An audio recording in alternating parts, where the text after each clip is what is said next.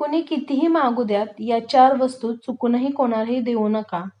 नाहीतर माता लक्ष्मी साथ सोडून जाईल किंवा रुष्ट होईल. तर नमस्कार मित्रांनो, भक्ती कॉर्नर या आपल्या चॅनलमध्ये सर्वांचे खूप खूप मनापासून स्वागत. मित्रांनो, काही वस्तू अशा असतात की ज्यांच्याशी आपले भाग्य जोडलेले असते आणि अशा वस्तू या आपल्या मालकीच्या असतात. त्या आपण कोणालाही देऊ नये किंवा त्या कोणाबरोबर शेअर करू नये. मग तो आपला चांगला मित्र असू द्यात किंवा चांगली मैत्रीण असू द्यात. अगदी आपल्या प्रिय व्यक्ती सुद्धा असू द्यात, नातेवाईक, कोणाशीही आपल्या या वस्तू शेअर करू नका. या अशा वस्तू दुसऱ्यांना दिल्या किंवा वाटल्याने आपले भाग्य, नशीब आपण दुसऱ्यांना देत असतो किंवा ते वाटत असतो. आणि याचा परिणाम म्हणून आपले नशीब आपली साथ देत नाही. आपल्या घरामध्ये गरिबी येते, दारिद्र्य येते आणि आपण म्हणतो की माता लक्ष्मीचा आशीर्वाद आम्हाला का मिळत नाही. चला तर पाहूयात या कोणत्या वस्तू आहेत. पण त्या अगोदर तुम्ही जर अजून चॅनलला सबस्क्राईब केलं नसेल तर सबस्क्राईब करा. सोबतच बेल आयकॉन सुद्धा प्रेस करा, म्हणजे नवनवीन व्हिडिओची नोटिफिकेशन तुम्हाला मिळेल. मित्रांनो, जी पहिली वस्तू आहे ती महिलांशी संबंधित आहे. तर महिलांनी त्यांच्या पायातील जोडवी ही कोणालाही देऊ नयेत, कोणाबरोबरही ती शेअर करू नयेत. याचे कारण म्हणजे जोडवी हे सौभाग्याचं लेणं मानलं जाते. विवाहित स्त्रींच्या अशा काही वस्तू आहेत ज्याच्यामध्ये जोडवी, मंगळसूत्र आहे.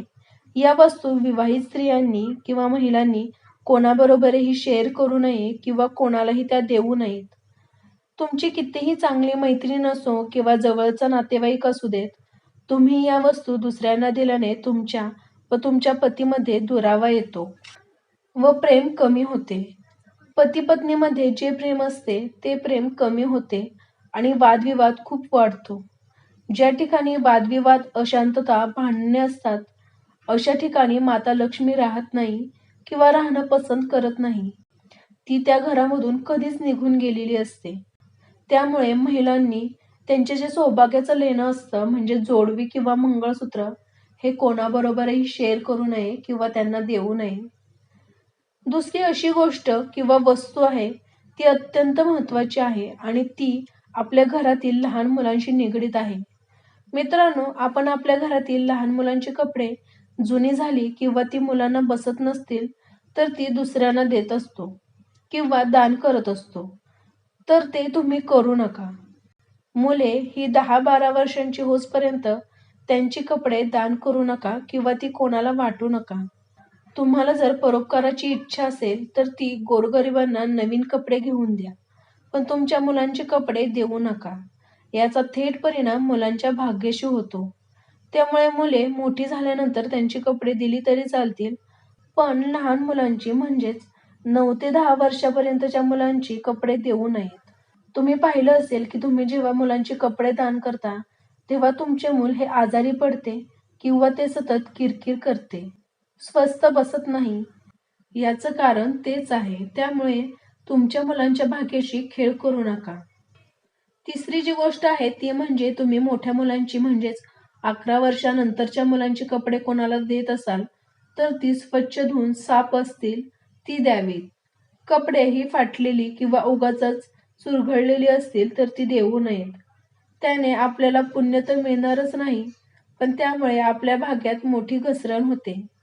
कपड्याबरोबरच आपली जी बूट किंवा चप्पल असतात तेही कोणाला दान म्हणून देऊ नयेत. जुन्या साध्या चपला अगदी नवीन असतील ते सुद्धा कोणाला देऊ नयेत. अगदी हे गिफ्ट म्हणून सुद्धा देऊ नयेत. याचा सुद्धा परिणाम आपल्या भाग्यावरती होतो.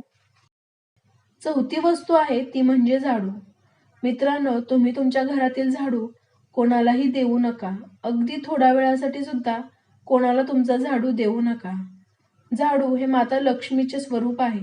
साक्षात माता लक्ष्मी झाडूमध्ये वास करते. आपल्या भारतीय धर्म परंपरामध्ये बरेचसे सण असे आहेत की त्याच्यामध्ये आपण झाडूचे पूजन करतो. याचं कारण तेच आहे की झाडूमध्ये माता लक्ष्मी वास्तव्य करते. असा हा झाडू तुम्ही दुसऱ्याला दिला की लक्षात घ्या, तुम्ही तुमची लक्ष्मी दुसऱ्यांबरोबर वाटून घेत आहात आणि मग पुढे जाऊन तुमच्या घरामध्ये गरिबी आली तर मग याला सर्वस्व तुम्ही जबाबदार असाल. तुम्हाला झाडू हा दान म्हणून द्यायचाच असेल तर तो देवळामध्ये द्या. कोणताही शुभ दिवस पाहून तुम्ही झाडू एखाद्या मंदिरामध्ये दान करू शकता. याचे खूप छान फळ तुम्हाला मिळेल. यामुळे माता लक्ष्मी आपल्या घरामध्ये वास्तव्य सुद्धा करेल. मित्रांनो, आणखीन एक गोष्ट आहे ती म्हणजे तुम्ही पैसे कोणाला उधार देत असाल तर ते मंगळवारी देऊ नका.